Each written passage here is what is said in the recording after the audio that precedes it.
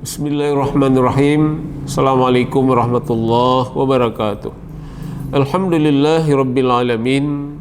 Wa bihi nasta'in ala umurid dunya waddin. Asyhadu an la ilaha illallah wahdahu la syarikalah. Wa asyhadu anna Muhammadan abduhu wa rasuluh. Wa qala Allah ta'ala fil Qur'anil Karim wa huwa asdaqul qailin. A'udzu billahi minasy syaithanir rajim.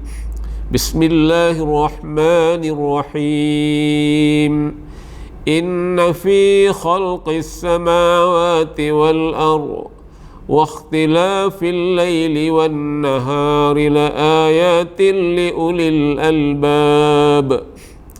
الذين يذكرون الله قياما وقعودا وعلى جنوبهم ويتفكرون في خلق السماوات والأرض ربنا ما خلقت هذا باطلا سبحانك فقنا عذاب النار.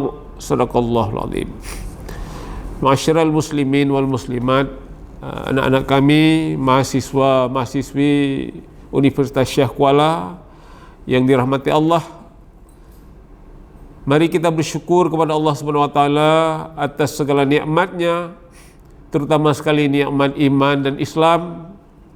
Juga nikmat-nikmat yang lain, Allah masih memberi kita keadaan sehat walafiat. Allah masih memberi kita pikiran yang cerdas sehingga kita masih menjadi hari ini para pengabdi ilmu, para pencinta ilmu, insyaallah atas izin Allah. Selawat beriring salam kepada Rasulullah, kepada keluarga dan sahabat-sahabat Rasulullah. Anak-anakku sekalian, adapun judul tausiah subuh kita hari ini adalah mentadabburi ayat-ayat qauliyah dan merenungi ayat-ayat kauniyah. Ayat qauliyah, kalau kita lihat dalam penjelasan, adalah ayat-ayat Al-Quran. Jadi ayat Al-Quran yang langsung firman Allah itu namanya ayat qauliyah.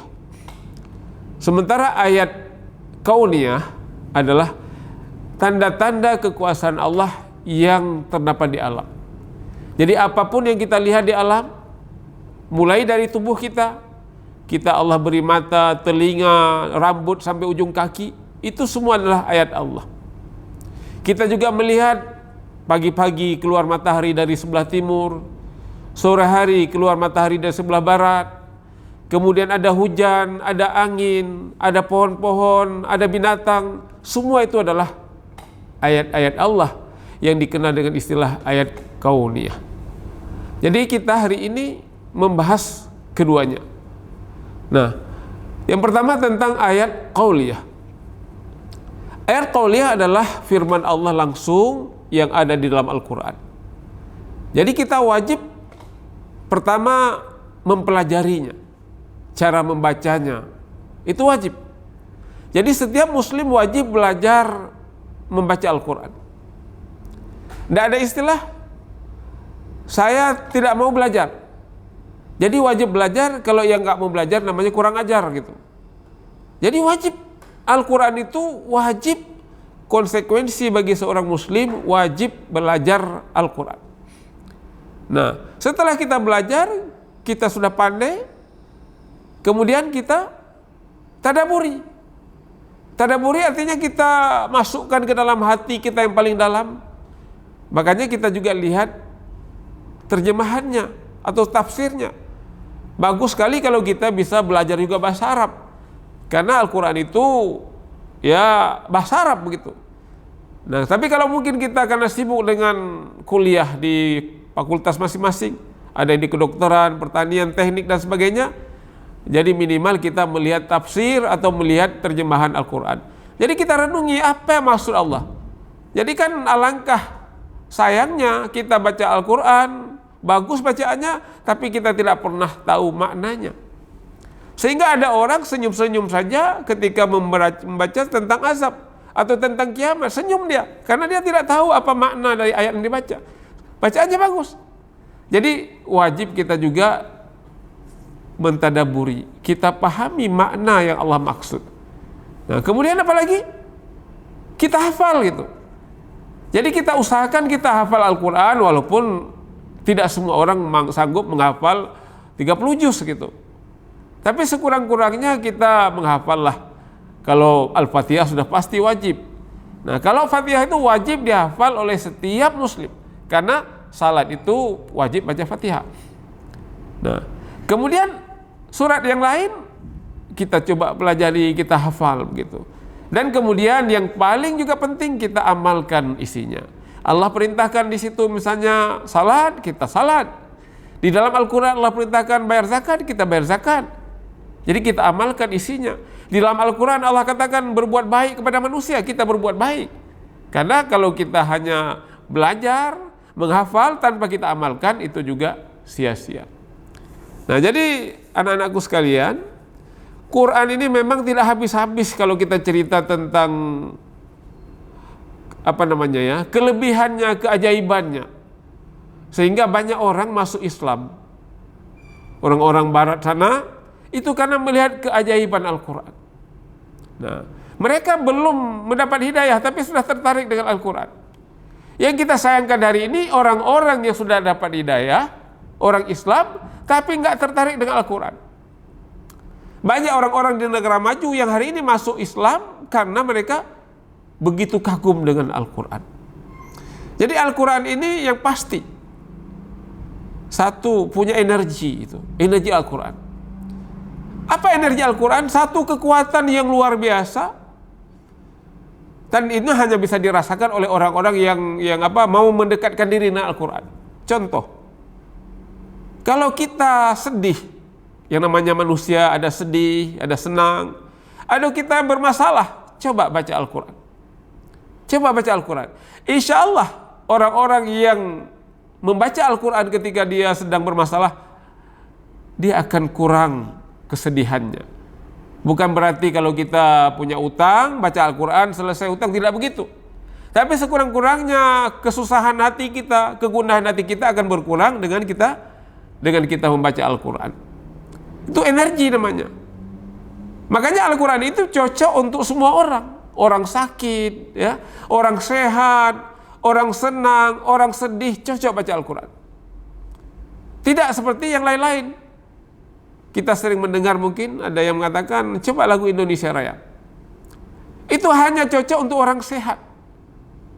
Orang sakit nyanyi Indonesia Raya itu aneh begitu. Karena menyanyikan lagu Indonesia Raya harus semangat begitu. Dan salah-salah dipukul kita sama polisi karena dianggap main-main dengan lagu Indonesia Raya. Tapi tidak Al-Quran. Al-Quran, kita sedang sedih, baca Al-Quran. Senang, baca Al-Quran. Bahkan boleh kita baca Al-Quran atau menghafal Al-Quran ketika sedang di tempat tidur, ya, kita sambil baca-baca Quran. Tapi kalau yang namanya lagu Indonesia Raya harus sambil berdiri tegak. Itu. Jadi Al-Quran, ya, punya energi yang luar biasa yang bisa mengurangi rasa sedih, ya. Bahkan Al-Quran lebih dahsyat lagi, Allah katakan syifa sebagai obat. Wa nunazzilu minal Qur'an ma huwa syifa wa rahmah. Dan kami turunkan Al-Quran sebagai obat dan rahmat. Obat. Apa arti obat ini? Kupasan obat ini panjang. Banyak orang bilang kalau obat itu dibaca Al-Quran ke air bisa sembuh. Itu boleh jadi. Karena itu juga ru'yah Rasulullah dengan membaca Al-Quran ke dalam air. Itu satu. Ada juga mengatakan kalau orang diganggu syaitan baca Quran, insya Allah. Karena Al-Quran itu ditakuti syaitan. Boleh. Tapi yang pasti, syifa yang pasti ketika kita punya masalah. Masalah dalam keluarga, antara suami istri, dengan masyarakat, dengan teman, dengan sebagainya. Kita, katakanlah, kita punya masalah dengan adik kita, dengan abang kita. Ya, katakanlah biasa nanti dalam pembagian warisan, ribut. Jadi supaya nggak ribut, ambil Al-Quran. Di situ ada peraturannya, berapa hak si fulan, berapa hak si pulin. Itu namanya syifa. Jadi Al-Quran itu solution. Al-Quran itu adalah solusi. Itu juga obat namanya. Jadi kita tidak perlu kita ribut-ribut, tidak perlu kita ke orang lain, kita bisa selesaikan sendiri dengan menggunakan Al-Quran. Nah, kemudian apalagi Al-Quran itu satu-satunya kitab yang terpelihara. Nah, memang luar biasa. Apa yang dimaksud dengan terpelihara? Walaupun semua Al-Quran di muka bumi dibakar, dihancurkan, Al-Quran tetap terjaga. Kenapa begitu? Karena Al-Quran itu bisa dihafal. Bisa dihafal. Hari ini ada puluhan ribu hafiz. Di Indonesia mungkin ribuan hafiz. Apalagi di negara-negara Arab. Ini cara Allah supaya Al-Quran itu tetap terjaga. Silakan bakar Al-Quran, hancurkan Al-Quran, tapi Al-Quran tetap terjaga. Bahkan kalau ada satu orang ingin mengganti ayat Al-Quran, satu kata saja, langsung kita tahu ini palsu. Karena orang sudah hafal Quran. Dan yang menarik, yang mungkin nggak habis kita pikir begitu, kita ini bukan orang Arab, tapi kok bisa hafal Quran gitu. Sementara ada orang Arab tidak bisa hafal Quran. Kalau begitu hafal Quran itu bukan tergantung orang ngomong bahasa Arab atau tidak. Jadi yang bisa menghafal Quran hanya orang-orang pilihan, orang-orang yang hatinya bersih. Walaupun seorang profesor ahli kimia, ahli nuklir, pandai dia menghafal rumus ini, rumus itu, tapi belum tentu dia bisa menghafal Al-Quran. Karena Al-Quran itu hanya oleh orang-orang yang terpilih, yang hatinya bersih. Kalau adik-adik tidak percaya, anak-anak tidak percaya, kalian mungkin sudah mulai hafal Quran. Coba satu malam kalian, tapi jangan sengaja ya, buat maksiat. Apa maksiatnya? Nonton TV atau apa sajalah, perbuatan-perbuatan sia-sia lara sepanjang malam, sampai kalian lupa salat Isya. Besok kalian tidak bisa baca Al-Quran, hafal Al-Quran. Atau kalian nonton yang nggak boleh gitu, tapi bukan berarti saya suruh itu.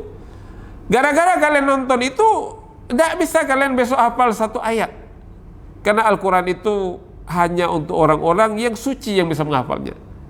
Bahkan di dalam Al-Quran Allah katakan, Al-Quran itu la yamassuhu illal mutahharun. Tidak ada yang bisa menyentuhnya kecuali orang yang suci begitu. Orang yang disucikan, hatinya disucikan. Nah, jadi Al-Quran itu luar biasa. Walaupun seorang profesor, kalau dia tidak bersih hatinya tidak bisa baca atau hafal Al-Quran. Tapi ada orang bahkan mohon maaf setengah idiot. Kelihatannya nggak normal ya, senyum sendiri, nangis sendiri, tapi ada yang bisa hafal Quran. Bahkan banyak orang-orang yang idiot itu, yang mungkin IQ-nya itu di bawah rata-rata. Sampai dia, karena dia nggak bisa melihat HP, nggak tahu HP gitu ya, akhirnya dia bersih hatinya, dia bisa menghafal Quran.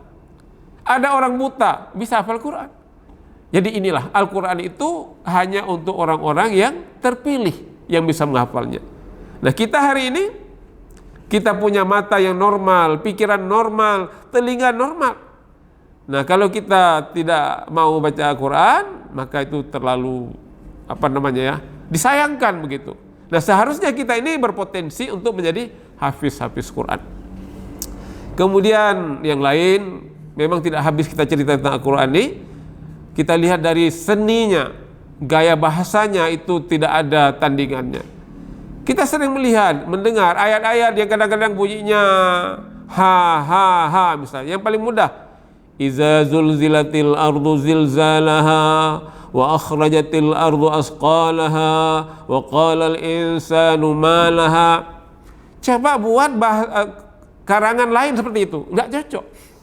Ada yang lain lagi bunyinya, idza syamsu kuwirat wa idzan nujumu kadarat wa idzal jibalu suyirat.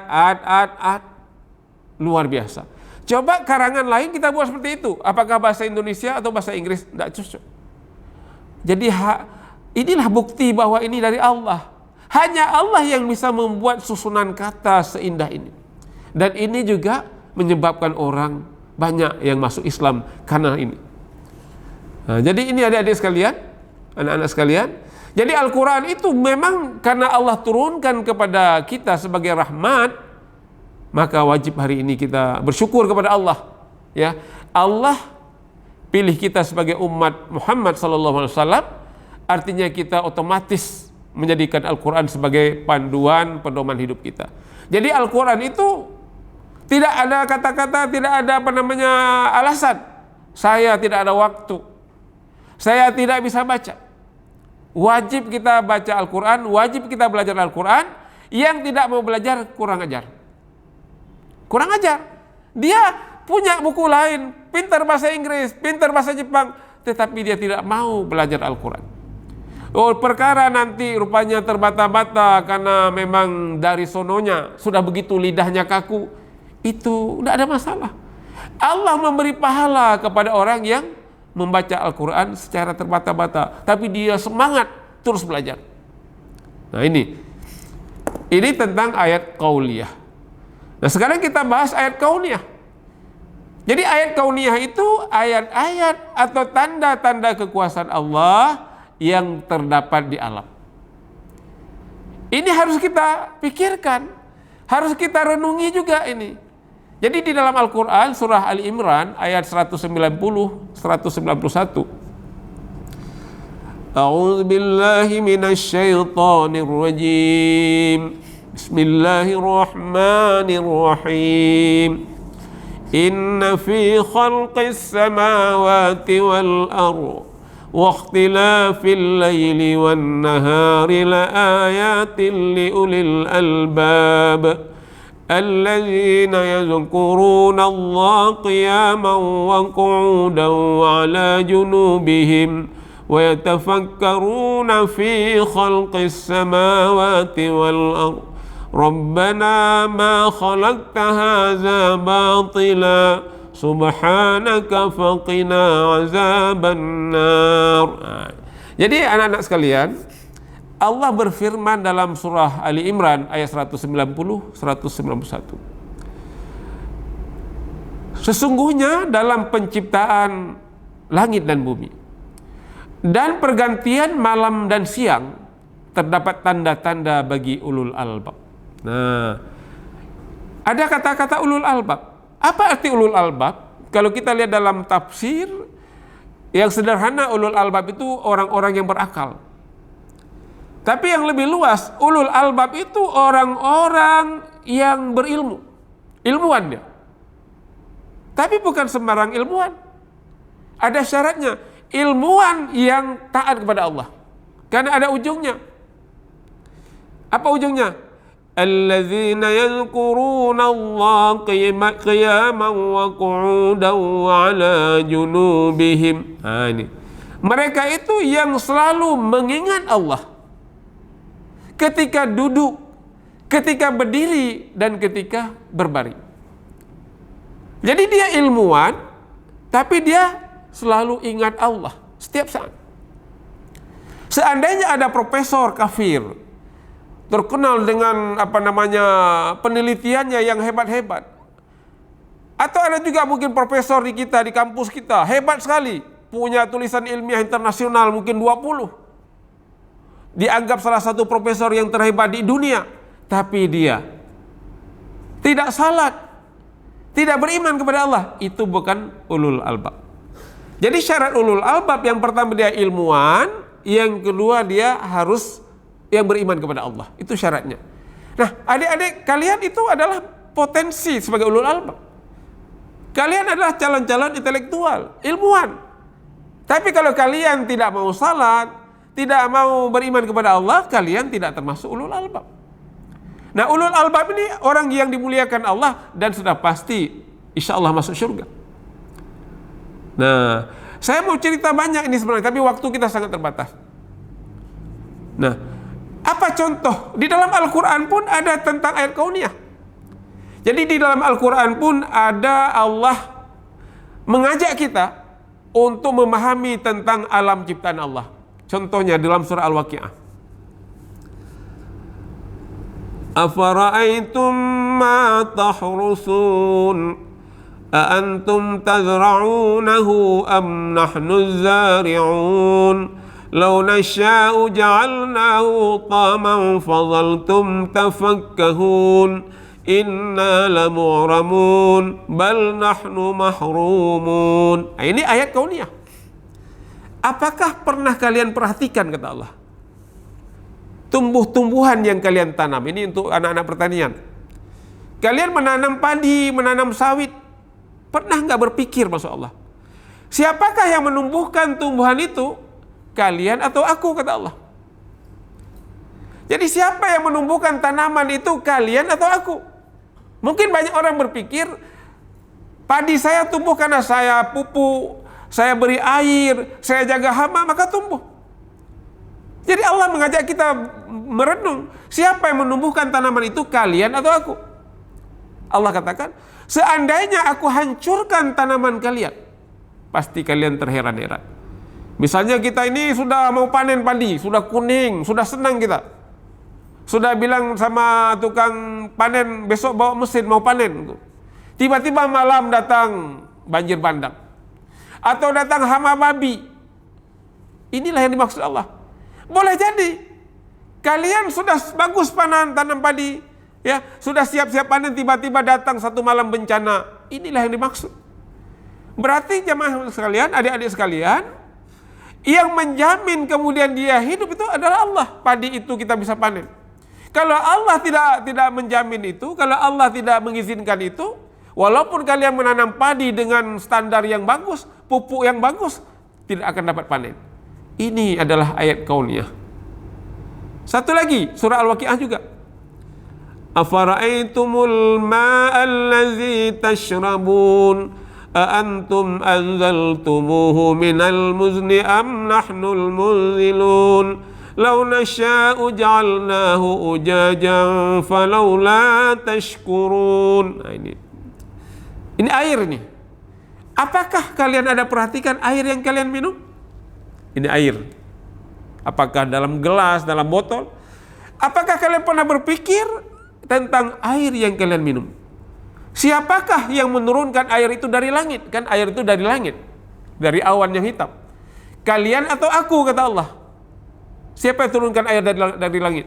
Kalian atau aku?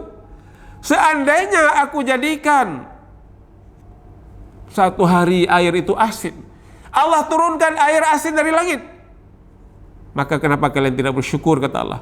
Sampai hari ini aku belum turunkan air asin dari langit. Seandainya satu hari saja aku turunkan air garam dari langit, kalian akan binasa. Tumbuhan akan binasa, hewan akan binasa. Maka bersyukurlah kalian, aku masih turunkan air segar dari langit. Ini ayat kauniyah. Banyak juga ayat lain. Allah menyuruh kita berpikir bagaimana Allah ciptakan unta. Unta satu binatang yang luar biasa, hidup di gurun, bisa 1 bulan tidak minum-minum. Itu kan luar biasa. Jadi sengaja Allah tempatkan unta di gurun, karena di gurun itu nggak ada hujan gitu. Jadi Allah siapkan binatang-binatang yang siap untuk bertahan di gurun. Tidak tempatkan Allah kerbau di gurun gitu. Allah tahu kerbau ini nggak tahan air. Kalau ditempatkan di gurun dan kacau begitu. Jadi Allah itu bijaksana. Kau unta, binatang yang bisa nyimpan air di dalam punukmu, silakan tinggal di gurun. Ini suruh berpikir. Kemudian Allah katakan, bagaimana aku hamparkan bumi ini, aku pancangkan sehingga gunung-gunung bisa tegak gitu. Itu semua adalah ayat-ayat kauniyah. Nah, itu yang tertulis dalam Al-Quran. Banyak juga yang tidak tertulis, itu juga ayat. Contoh. Makanya banyak hari ini profesor-profesor, peneliti biologi, kimia, kedokteran masuk Islam. Ini gara-gara mereka merenungi ayat kauniyah ini. Kita pernah dengar cerita seorang penyelam ini yang sering kita dengar, yang dia itu berpikir luar biasa. Dia adalah penemu pertama ya, menyelam di dalam laut. Dia temukan ada 2 laut yang berbeda rasa, satu tawar satu asin, tapi ada pemisah, tidak bercampur antara air asin dan air tawar. Dengan bangga dia naik ke darat. Aku temukan satu penemuan yang hebat, yang orang lain belum pernah temukan. Di fotonya dia bertemu dengan seorang profesor, salah seorang profesor muslim gitu. Dia cerita, aku menemukan satu hal yang luar biasa. Oleh profesor muslim dijawab ringan saja. Yang Anda katakan itu sudah diberitakan Allah dalam Al-Quran, dalam surah Ar-Rahman. marajal bahraini yaltaqiyan bainahuma barzakhul la yabghiyan fa bi ayyi ala'i rabbikuma tukazziban. Jadi Allah sudah ceritakan ini dalam Al-Qur'an ratusan tahun yang lalu. Nah, ketika profesor yang menyelam tadi melihat ayat ini, langsung dia tertunduk, dia lemas, dan dia kemudian menyatakan diri dia adalah salah seorang yang akan taat kepada Allah. Dia masuk Islam gara-gara penemuan itu, dan kemudian dibuktikan lagi dengan firman Allah dalam Al-Quran. Jadi begini, itu ayat kauniyah. Allah sudah ceritakan dalam Al-Quran. Ada juga yang nggak diceritakan. Contoh, ini anak-anak dari biologi ya terutama. Pernahkah adik-adik bayangkan bagaimana Allah ciptakan gajah? Nah, gajah ini adalah satu binatang yang sangat besar. Bahkan hari ini binatang terbesar di dunia adalah gajah. Tapi karena dia besar, Allah bijaksana. Gajah itu cuma mampu beranak 5 tahun sekali, dan anaknya 1, tidak pernah 2, apalagi 3. 1 anaknya 5 tahun sekali. Ada binatang lain, penyu. Penyu itu sehari bertelur sampai 300 butir. Belalang itu sehari bertelur ada 500 butir. Kalau 5 hari sudah berapa? 10 hari bertelur belalang, sudah 10.000 ekor belalang lahir. Jadi seandainya Allah buat gajah seperti belalang, buat gajah seperti apa yang terjadi? Bumi ini akan penuh dengan gajah karena gajah besar. Jadi Allah yang maha bijaksana. Karena gajah kamu besar, kamu beranak 1, dan kamu beranak 5 tahun sekali. Itu Allah yang maha bijak. Dan ini Allah ceritakan dalam Al-Quran dalam satu apa kata Allah dalam surah Al-Mulk. Ma tara fi khalqir rahmani min tafawut farji'il basara hal tara min futur. Nah ini, coba lihat ada enggak ciptaanku yang tidak pas, kata Allah. Ciptaanku yang tidak seimbang. Farji'il basara, lihat sekali lagi, kata Allah. Lihat lagi. Allah menantang kita. Ada enggak ciptaanku yang tidak pas? Allah sambung ayatnya. Sampai sakit mata kalian mencari kelemahan ciptaanku, kalian tidak akan temukan. Jadi makanya Allah ciptakan gajah yang besar itu 1, anaknya 5 tahun sekali. Sementara belalang itu 1 hari 300 butir anak telurnya. Kemudian berturut-turut 10 hari bertelur. Itu karena Allah ingin bumi ini seimbang gitu. Inilah kebijakan Allah. Contoh lain, ini yang barangkali mengingat waktu. Ini ada satu bukti nyata begitu ya. Kalian pernah dengar gembong narkoba terbesar di dunia? Yaitu Pablo Escobar di Kolombia. Hebatnya Pablo Escobar ini, presiden Kolombia dia yang atur. Jadi dia tentukan. Tentunya yang dia tentukan itu yang mendukung bisnis narkoba. Jadi presidennya harus yang pro narkoba. Jadi jangan kita bilang hebat kali gembong narkoba Indonesia. Tidak ada apa-apanya. Sekuku Pablo Escobar pun tidak ada. Jadi Pablo Escobar ini saking dianya hebat dan ditakuti, presiden Kolombia dia yang atur. Tapi sekarang dia udah meninggal, mati. Ini juga pelajaran bagi kita bahwa sehebat-hebat orang akan mati. Jadi yang saya ingin katakan, Pablo Escobar ini punya satu hobi yang aneh. Apa hobinya? Dia suka mengoleksi binatang-binatang buas dari seluruh dunia. Dibawa ke Kolombia singa itu di Afrika. Dibawa gajah, nggak ada di sana gajah. Dibawa unta dan juga dibawa kuda Nil. Jadi kuda Nil yang saya ingin ceritakan kuda Nil. Jadi dia bawalah beberapa ekor kuda Nil jantan betina dibawa ke Kolombia. Sebenarnya habitat kuda Nil ini adalah di Afrika. Jadi sepanjang sungai Nil atau anak-anak sungai Nil. Yang namanya anak sungai di Afrika itu setiap tahun ada kadang-kadang kering, kemarau panjang. Jadi gara-gara kering ini di Afrika kan sering kemarau. Banyak kuda Nil yang kemudian ikut mati gitu. Ini cara Allah mengendalikan kuda Nil supaya jangan berkembang pesat sekali. Kuda Nil yang tidak masuk ke darat, dia akan selamat. Tapi kuda Nil yang terjebak dalam kemarau, tidak bisa kembali ke sungai, dia mati. Ini cara Allah supaya kuda Nil itu tidak merajalela. Oke. Jadi Paulo Escobar tadi kepingin dia di Amerika itu punya juga kuda Nil. Dibawalah ke Amerika Selatan, ke Kolombia. Rupanya di Amerika Selatan itu jarang terjadi kemarau. Ada sungai Amazon. Jadi dia lepaskan kuda Nil di sungai Amazon. Jadi hari ini masalah besar. Kuda Nil tidak mati atau jarang mati karena tidak pernah terjadi kemarau di Amerika Selatan. Akibatnya apa yang terjadi? Ratusan orang telah tewas dibunuh oleh kuda Nil. Kuda Nil tidak makan orang, tapi ini binatang berbahaya karena dia punya tenaga yang kuat, badan besar, dan punya gigi yang kuat. Dia akan menggigit dan mengejar manusia. Sudah ratusan orang kalau kita baca korban akibat digigit kuda Nil. Ini kita pikir hebat sekali Paulo itu. Dia ingin orang Amerika juga menikmati kuda Nil. Nah, ini Allah sudah tempat kuda Nil kamu di Afrika. Jangan pergi-pergi. Kalau kamu pergi berbahaya. Nah, datang manusia. Jadi kita sendiri yang melakukan kerusakan. Inilah yang Allah bilang dalam Al-Quran. Zaharal fasada fil barri wal bahri bima kasabat aydin.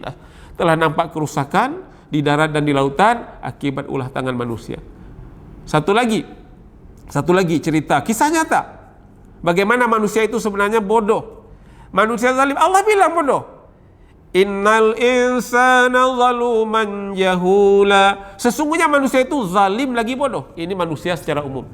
Jadi kita jangan mau.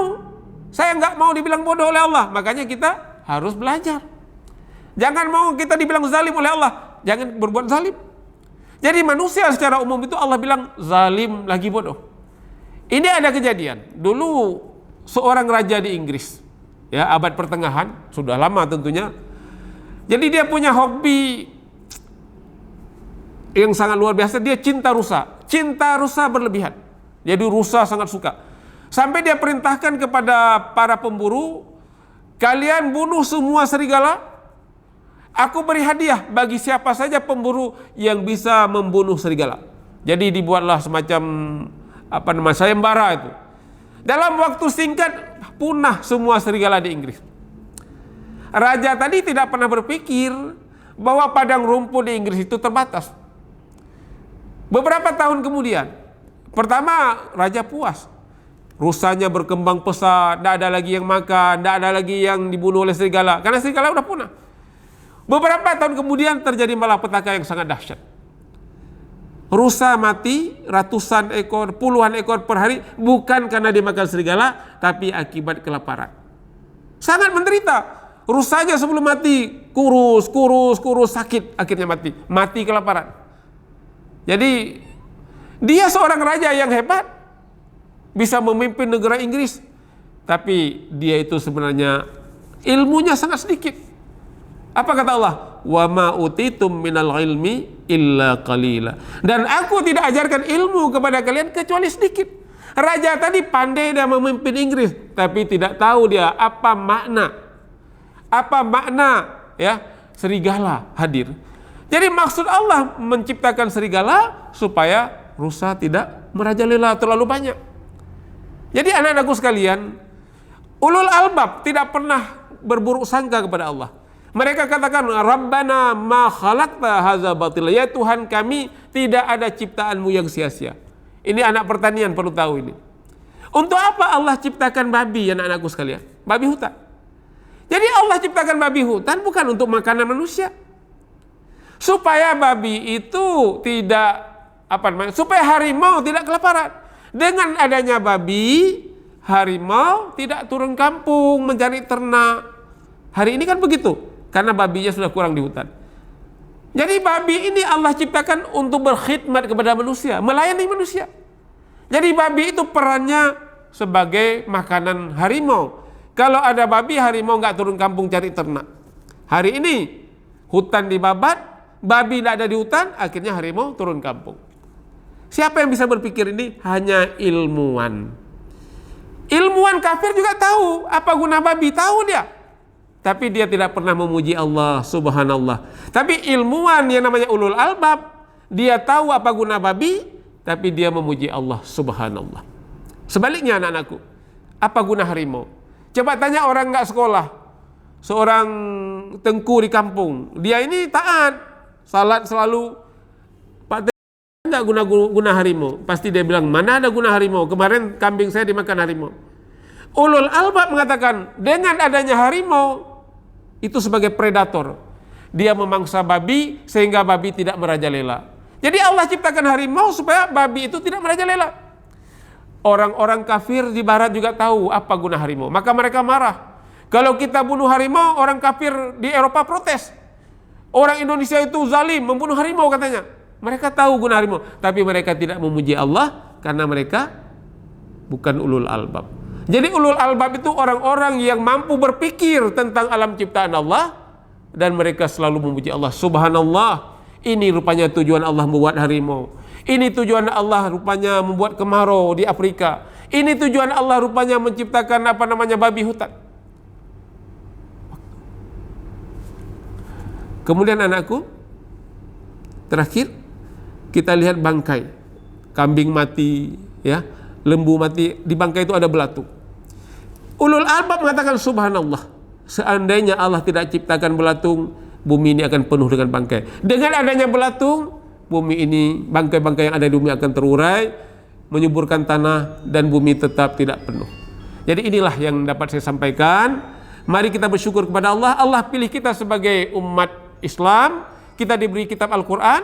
Mari kita belajar membaca Al-Quran, kemudian belajar juga mentadaburi, belajar juga memahami maknanya, dan juga belajar untuk menghafalnya. Kemudian di samping itu kita juga melihat alam ciptaan Allah. Mari kita tafakur artinya memikirkan kenapa Allah menciptakan ini, lalu kita kemudian puji Allah.